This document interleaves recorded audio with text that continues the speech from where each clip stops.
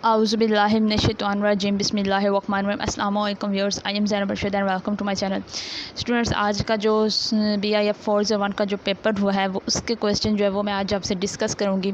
लेकिन ये जो सारे क्वेश्चन आपके आ रहे हैं ये पास्ट फाइल्स ही हैं और साथ में इस पास्ट फाइल्स के ऊपर मेरे चैनल पर दो वीडियोस मौजूद हैं। ठीक है, उन दोनों वीडियोस में क्या है, ये सारे क्वेश्चन डिस्कस हैं। अगर आपको समझ नहीं है तो आप वहाँ से भी ये क्वेश्चन जो है समझ सकते हैं। तो सबसे पहले कि रोल ऑफ अमीनो एसिड क्या होता है, ये भी आपको पता होना चाहिए। अमीनो एसिड क्या क्या रोल है, प्रोटीन फॉर्मेशन में, ट्रांसलेशन, ट्रांसक्रिप्शन में ये हेल्प करता है।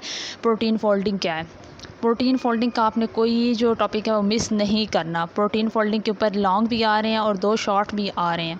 प्रोटीन फोल्डिंग क्या होती है, प्रोटीन फोल्ड होती क्यों है, ठीक है, प्रोटीन किसके लिए फोल्डिंग करती है और इसका पर्पस क्या है, तो ये आपने बताना है। How to identify protein sequence, ये आपको बताना चाहिए कि प्रोटीन के सीक्वेंस को हम कैसे आइडेंटिफाई करते हैं। मुख्तलिफ ऑनलाइन टूल्स भी हैं और कुछ टेक्निक्स हैं, उनके ज़रिए आप करते हैं।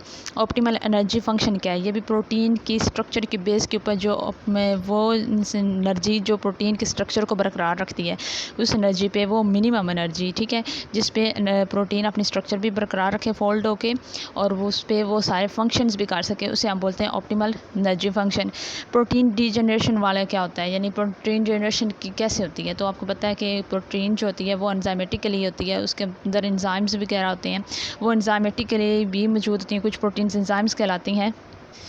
तो कुछ कंडीशंस होती हैं जैसे टेम्परेचर और पीएच, उन कंडीशंस में कोई चेंजिंग आ जाए तो प्रोटीन जो है वो डीनेचर हो सकती है।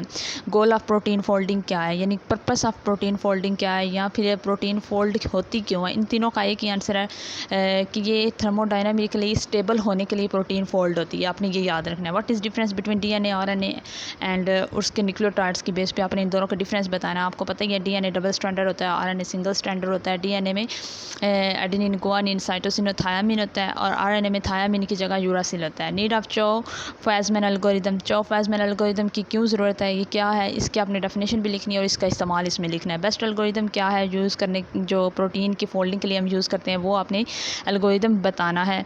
MCQs जो थे वो भी आ रहे थे पास्ट फाइल से ही। और जो फाइलोजेनेटिक ट्री है, आपको पता ही है ये फाइलोजेनेटिक ट्री क्या होता है, जो कि आपका इंसेस्ट्रल रिलेशनशिप बताता है विद रिस्पेक्ट टू डिसेंडेंट्स, ठीक है, जिसमें स्केल्ड ट्रीज इसकी टाइप्स हैं, नॉन स्केल्ड ट्रीज हैं और रूटेड ट्रीज़ हैं और अनरूटेड ट्रीज़ हैं, ये इसकी टाइप्स भी हैं। फाइलोजेनेटिक ट्रीज़ क्या है, ये इवोल्यूशनरी रिलेशनशिप बताता है बिटवीन डिफरेंट ऑर्गेनिज्म के दरमियान। तो 60% जो MCQs हैं वो प्रोटीन से रिलेटेड ही था। मोस्टली सारा पेपर MCQs भी पास्ट फाइल से ही आ रहे थे। और choufasman एल्गोरिदम हम पढ़ चुके हैं। प्रोटीन फोल्डिंग की इंपॉर्टेंस क्या है, ये भी वही है। रोल ऑफ अमीनो एसिड है। और एक और लॉन्ग क्वेश्चन आ रहा है, एक तो प्रोटीन की फोल्डिंग पे लॉन्ग क्वेश्चन आ रहा है, दूसरा क्वेश्चन आ रहा है score in silico fragment comparison, ये आपने कर लेना है, ये भी आपकी फाइल में मौजूद है। फैक्टर कौन से हैं जो प्रोटीन की फोल्डिंग को अफेक्ट करते हैं, बहुत आसान है, ये भी आपने करना है।